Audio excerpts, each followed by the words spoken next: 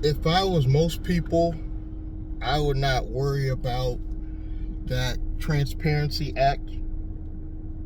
Basically, we're requiring all corporations to tell who the owners are, because this is only going to be on the government level. It's not really going to affect your anonymity if you're trying to hide your corporation or the fact that you own it. So the average bank is what we're really trying to hide from. Really won't know you own this corporation. Well, your bank will, because you're depositing money, but the average, say, person trying to sue you, which is really what you're running from when you create a hidden entity or corporation. That's what you're really hiding from. You're really hiding from future people that might want to sue you. You meet a new young lady, you don't want her to know you're worth millions, because you don't want her to finesse you and try to get all your money later. So you want to hide the fact that you even own a major corporation. You're still going to be able to do that with the Transparency Act, the way I understand it. I'm taking this information from a law firm that I invested time reading their newsletter and watching videos by this law firm. And they're saying the Transparency Act is going to make some privacy go away on the government level, meaning that you're doing money laundering. You got this hidden holding company you don't want nobody to know about that happens to own a building that houses all types of drugs. Yes, government organizations need to know that you own that building, not necessarily to say you're committing a crime, but they need to know in case you are involved, because technically you could just be renting that particular building to people involved in crime or corruption and not even know it. But they need to know this information. They can contact you or your lawyers, to find out what's going on. That's the rare time that they will be able to dig into this information. I don't believe the everyday side lawyer is even going to do the homework to find out who owns these holding companies or hidden corporations. So they're still never going to find you, especially if you have the right law firm set this stuff up. Now, I believe ultimately, when we're done building our financial goals and dreams, we should have obviously a living trust, living family trust that should own smaller business trusts or property trusts, whatever you want to call them, that hold other, say, entities, properties, and one master holding company that can also be the business trust that's going to own all your businesses, all your business interests, all your businesses. Maybe you might want one separate S corp that you don't care that your name is on it. That's probably what I'm going to do at some point. I'm going to have at least one entity that I don't care that they know I'm the owner, because that's the best way to build corporate credit. But that'll be that one entity. And that one entity can also be a holding company.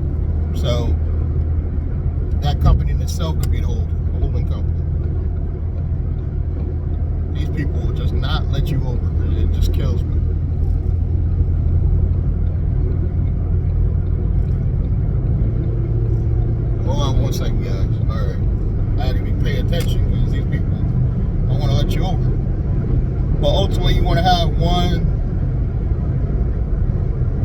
trust that owns a master holding company, like I was saying, the holding company can be a business trust or property trust. That's going to own everything. And then that entity in itself will own properties or smaller LLCs that own the actual properties. Now, your actual home you physically live in, the way I understand it, that your direct family trust should own that one property. Outside of that, everything should be under your holding company. We're not directly under your holding company, but an LLC owned by your holding company. And there's still going to be anonymity in this equation. That Transparency Act is not going to stop you from hiding the fact you own certain properties. In very extreme cases, if you're doing something corrupt like money laundering, again, they can access this information. But truth be told, they gotta be looking for you. So if you're doing stuff that has people looking for you outside of a regular accident or something like that, if you just have an accident, say with your personal vehicle, no, they're not going to be able to go after none of your assets, none of your businesses. The lawyer's not even going to be able to dig that deep to find out you own anything just because of the Transparency Act. And everybody freaked out when they started talking about it. And it's really nothing to freak out about. And truth be told, your first company or even your first holding company, it's okay to put it in your name because that's going to help you build corporate credit. So at least one of your operating companies or holding company, it's okay if they know you own it because that's going to be the company you're going to market yourself with. So I'm going to have one company. Actually, the one company is probably going to be a holding company. And even though your name is on it, you can still have it where it's going to be hard for people to sue that holding company. Because any holding company you have should not directly do business with anybody. You see what I'm saying? I'll give you guys an example. Blandrake, let's say Inc. I'm not going to tell you if I set that necessarily up already, but I do have the domain. I own the domain. So let's say Blandrake Inc. is a holding company. But I want to do business in Connecticut under a LLC to physically do business with customers. I can have Blandrake Inc., even though I can set it up in my own state, no anonymity. I can let people know I am the operating CEO of this corporation.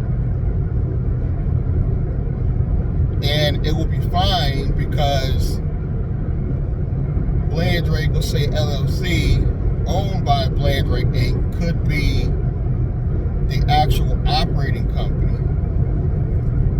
So the LLC, Blandrake LLC, is the thing that's in harm's way. So if I get sued, they're going to go after assets owned by Blandrake LLC, which probably won't own anything other than let's just say it owns my YouTube channels or something like that. But anything physical, it might not even own. So if they could sue that company, it'll be hard for them to sue the actual holding company, Blandrake Inc., because you got levels. You know what I'm saying? There's two get through to even get to you personally. So it could be hard. And when Blandrake Inc., the holding company, technically doesn't own anything except intellectual property, say, it's going to be hard for them to take any physical items from you, because that's all going to be owned by either your living trust or your master holding company, which, say, could own stocks of all your companies, which essentially means that it owns your companies.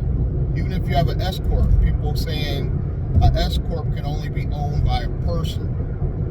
Not necessarily true, because you could have the stock shares owned by your master company, even though you're the owner and CEO of the S corp. The stock could be owned by your holding company or living trust. So essentially, it's still owned by those. That's the way I understand it. You feel free to correct me if I'm wrong.